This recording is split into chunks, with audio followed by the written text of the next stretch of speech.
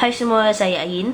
Dalam video ni saya nak berkongsi mengenai topik bekam darah untuk masalah badan lemah dan kurang bertenaga. Kebanyakan kita selalu rasa badan ni macam kurang tenaga, lemah, lesu, malas gitu kan. Dan kita tak tahu apakah yang sebenarnya berlaku. Walaupun kita dah banyak tidur, dah rehat betul-betul pun kita rasa lemah je, letih je. Kita tak tahu apa kan yang terjadi. Jadi sekarang saya nak kongsikan kenapa itu terjadi. Biasanya itu terjadi kerana kita punya perjalanan darah kita dah tak lancar. Dan kenapa boleh terjadinya darah tak lancar?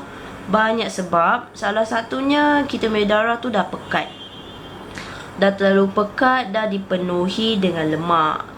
Yang sebenarnya darah pekat tu tak bagus. Ramai yang sangka bahawa darah pekat tu bagus, tapi yang sebenarnya darah pekat tu disebabkan oleh terdapatnya sangat hal-hal yang tak bagus dalam darah tu yang menyebabkan dia pekat. Salah satunya adalah banyak lemak dalam darah, banyak toksin dalam darah, kurang air dalam darah.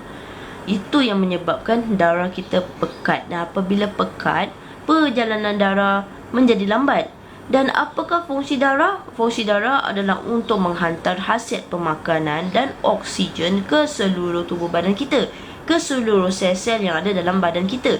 Jadi sekarang bila darah dah pekat, perjalanan darah tak lancar, kita punya oksigen yang sampai tu kepada seluruh badan tu lambat. Jadi kita punya sel-sel tu kurang oksigen. Pasal oksigen sampai lambat. Begitu juga dengan hasiat pemakanan yang akan dibawa oleh darah tu. Darah lambat untuk menghantar hasiat pemakanan kita kepada setiap sel-sel badan dan tubuh kita. Jadi dengan itu, bila hasiat kurang dalam sel-sel tersebut, ianya akan menjadi lemah. Dan apabila menjadi lemah, keseluruhannya badan kita akan menjadi lemah juga. Jadi sekarang oleh kerana kurang oksigen dan juga kurang hasiat, lambat untuk sampai hasiat, kita akan jadi lemah, ngantuk, lesu. Jadi sekarang apa yang kita perlu atasi adalah untuk mencairkan darah tersebut. Dan kita perlu dalam masa yang sama juga membuang perkara-perkara yang telah pun menyebabkan darah tu menjadi pekat, iaitu lemak dalam darah, toksin dalam darah. Dan juga kita kan faham bahawa kalau kita kurang minum air putih, darah itu menjadi pekat. Jadi sekarang usaha kita juga adalah untuk minum air putih dengan lebih banyak lagi. Kita perlu paling kurang 2 liter air setiap hari, daripada pagi sampai ke malam. Kita boleh usaha untuk mencairkan darah dengan minum air banyak, dengan boleh juga dengan exercise supaya darah tu dapat dilancarkan. Dan juga kita perlu lakukan bekam, sebab bekam tu lah yang akan membantu insya-Allah untuk membuang darah-darah anda yang kotor, toksin, lemak dalam darah, dan juga darah-darah beku yang telah menyebabkan penyumbatan sehingga darah tu tak dapat jalan dengan lancar.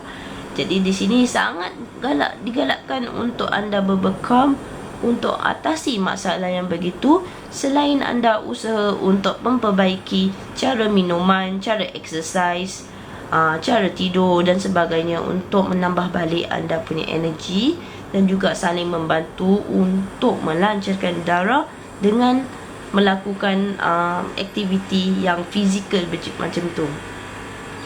Harap keterangan saya ini memberikan manfaat untuk anda. Untuk kami, jika kami dapati sewaktu bekam tu darah anda pekat, bukan saja anda perlu bekam untuk keluarkan hal-hal yang menyebabkan darah pekat itu, tapi anda juga perlu membantu dalaman badan anda supaya sistem tubuh badan anda itu dapat membantu diri kita sendiri untuk mencairkan darah. Jadi kita perlu mengambil sesuatu untuk masuk ke dalam badan supaya ia dapat proses.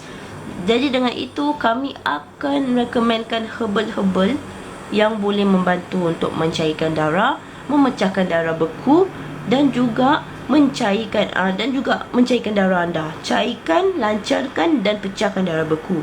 Perlu juga anda mengambil herbal ini.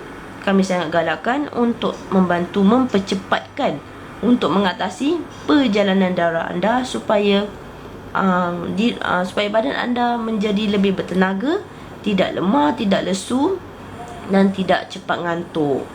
Hal-hal yang lain, faktor-faktor yang lain dalam masa yang sama atasilah juga supaya boleh mengatasi masalah penat anda itu. Boleh diatasi, semua masalah ni boleh diatasi. Kita cuma hanya perlu tahu je cara dia macam mana. Jika anda mempunyai sebarang soalan, tanya saja, saya akan menjawabnya insya-Allah.